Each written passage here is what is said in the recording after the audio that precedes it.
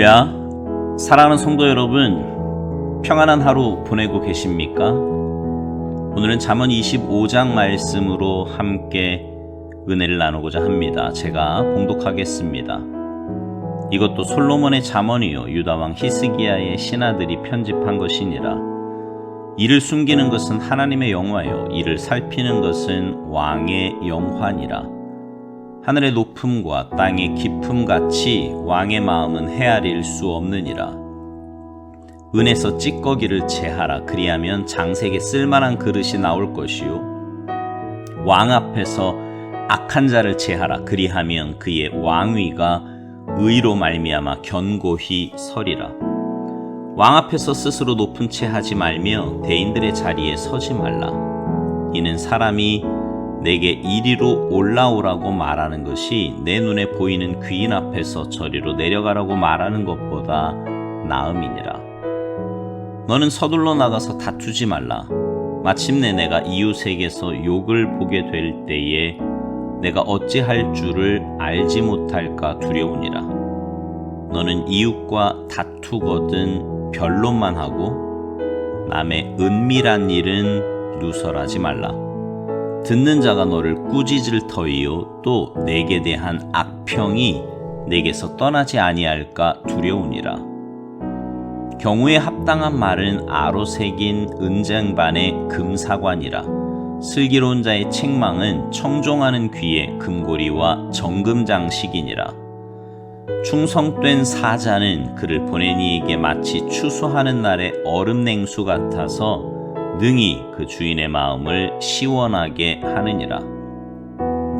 선물한다고 거짓 자랑하는 자는 비 없는 구름과 바람 같으니라.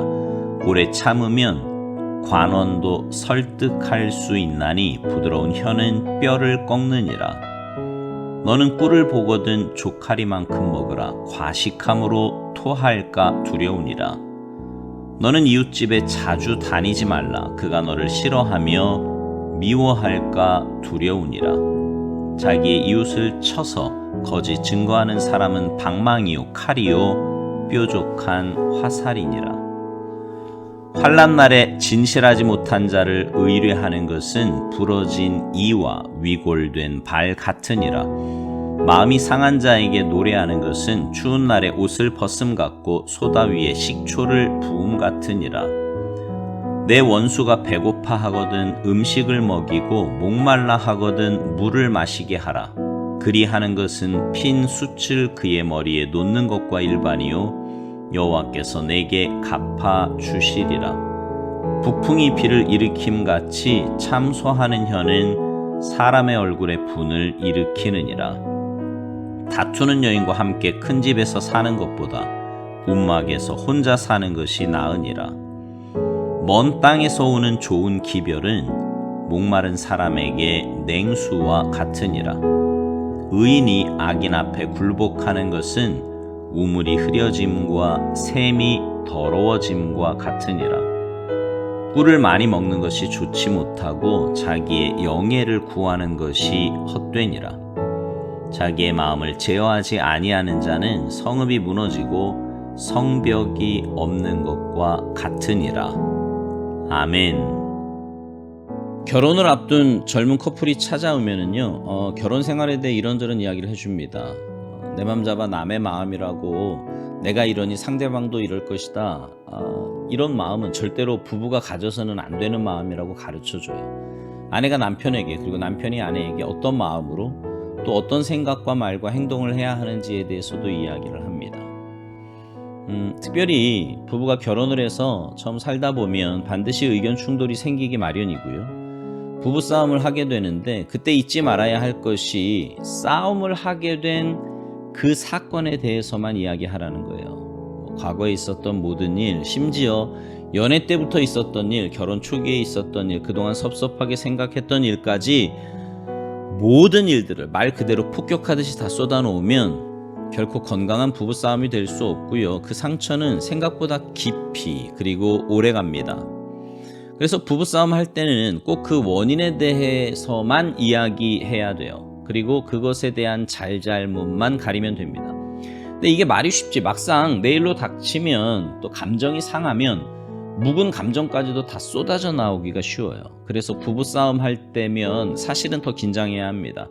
해야 할 말과 하지 말아야 할 말에 대해서 생각하며 싸워야 돼요. 그래야 그 싸움이 길지 않고 또 싸움이 끝나도 그리 큰 상처로 남지 않게 됩니다. 이건 부부관계만이 아니라 다른 사람과의 관계에서도 마찬가지예요. 싸움을 한다는 건요, 그만큼 관계가 깊다는 말 아니겠습니까? 나와 아무 상관없는 사람과 싸우는 경우는 극히 드물죠. 운전을 하다가 혹은 길 가다가 부딪히는 등의 특별한 경우를 제외하고는 다툼은요, 늘 나와 가까이 있는 사람과 하게 돼요. 그러니 그 사람에 대해 많은 것을 알고 있을 거고 상대방의 장점만이 아니라 단점도 잘 알고 있을 겁니다. 하지만 다툼 중에 있다고 상대방의 단점이나 허물까지도 들추어낸다면 그건 관계를 깨자는 말밖에 안 되는 거예요. 오늘 본문 9절에 보면 이런 말씀이 있어요. 너는 이웃과 다투거든 변론만 하고 남의 은밀한 일은 누설하지 말라. 여기 말씀에도 보면 이웃과 다툰다고 말합니다. 이웃, 즉 가까운 사람과 다투게 된다는 거지요. 근데 그때 가져야 할 모습은 변론만 하라는 거예요. 그 다툼이 일어난 원인, 또 그렇게 행동하게 된 이유, 또 내 상황이나 처지 등만을 이야기하라는 말입니다. 여기 남의 은밀한 일은 아까 말씀드린 대로 평소 내가 그 사람에 대해서 알고 있는 모든 것을 말합니다. 특별히 그 사람에게 해가 될 만한 일, 약점이 될 만한 모든 것이 이 은밀한 일에 포함될 겁니다. 그런 것에 대해서는 이야기해서는 안 된다는 거지요. 왜요? 그 다음 10절에 보니까 이렇게 말씀해요. 듣는 자가 너를 꾸짖을 터이요 또 내게 대한 악평이 내게서 떠나지 아니할까 두려우니라. 우리는 그렇게 은밀한 일을 발설해서라도 그 다툼에서 이기고 싶어 합니다. 아니, 이기고 지고를 떠나서 내가 받은 상처나 아픔을 생각하면 어떻게 해서든지 상대방에게 큰 상처를 안겨주고 싶은 죄성이지요. 하지만 그렇게 하면 듣는 사람이 꾸짖는데요, 그렇게 하는 것은 누가 봐도 아니라는 거지요. 여러분이 생각해도 그렇지 않습니까? 상대방의 약점이나 허물이 될 만한 일, 그것도 다른 사람은 잘 알지 못하는 일에 대해서 떠버리는 사람을 여러분 어떻게 생각하세요? 그런 사람 결코 가까이에서는 안 되는 사람 아닙니까? 왜냐하면 그 사람은 나와 관계가 좀 틀어져 다투기라도 하면 내 허물이나 약점에 대해서도 그렇게 떠들 수 있는 사람이기 때문입니다. 그러니 그런 사람에 대한 평이 좋을 리가 없겠지요. 여러분, 사실 우리 그리스도인이 가져야 할 삶의 모습은 다툼이 없도록 해야 하는 겁니다. 가능하면 상대방의 입장에서 생각해보고 나보다 상대방의 유익을 위해 생각하며 산다면 우리는 어쩌면 다투지 않고 살아갈 수 있을 겁니다.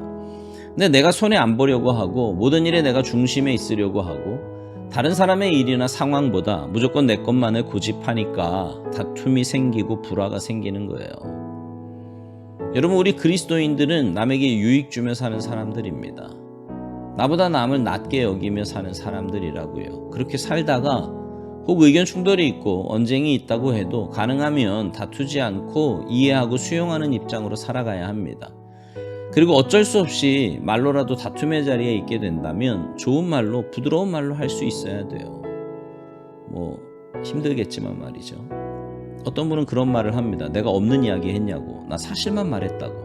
근데 여러분 그거 아세요? 사실이 가장 가슴 아프다는 것을요. 우리 주님의 마음을 가지고 삽시다. 있는 모습 그대로 용납해주고 한 걸음 더 나아가 상대방의 유익과 상대방의 입장을 먼저 생각하며 살아가는 우리가 되었으면 좋겠습니다.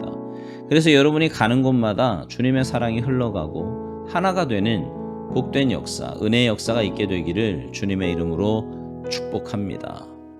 아멘.